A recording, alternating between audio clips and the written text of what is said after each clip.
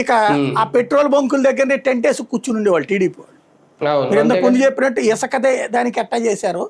అదే కాదు కరోనా అప్పుడు కూడా చేశారు వాళ్ళు యాజిటేషన్స్. అంటే నిరసనలు కూడా వినూత్నంగా చేసేవారు సార్.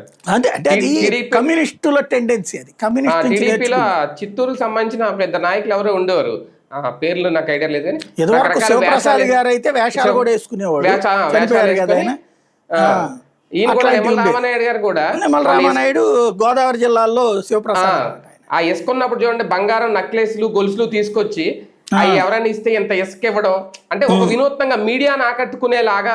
అంటే వాళ్ళు ఎప్పుడు కూడా media based party Telugu Desam, media అంటే పట్టణ పార్టీ వైఎస్ఆర్ కాంగ్రెస్ పార్టీ. అవును, అది ఫ్రమ్ ద బిగినింగ్ అలవాటు అంతే. వీళ్ళు ప్రతి ముక్క మీడియాలో రాకుండా చూసుకోవడం, మీడియాలో వస్తే రెస్పాండ్ అవ్వడం, రెండు తెలుగుదేశానికి అలవాటు. మీడియా అంటే అదేదో డాష్ డాష్ అన్నట్టు ప్రవర్తించడం అన్నటువంటిది వైఎస్ఆర్ కాంగ్రెస్ పార్టీకి అలవాటు. రెండోది యాజిటేషన్స్ అనేటటువంటిది, అంటే రాజకీయం నిరంతరం చెయ్యాలి అన్నటువంటిది వైసీపీకి చేత కాదు. నిరంతరం రాజకీయం కాదు, అర్ధరాత్రి నిద్రపోతా కూడా రాజకీయం తెలుగుదేశం చేస్తుంది చెయ్యాలి. అది ఇద్దరి మధ్యన తేడా.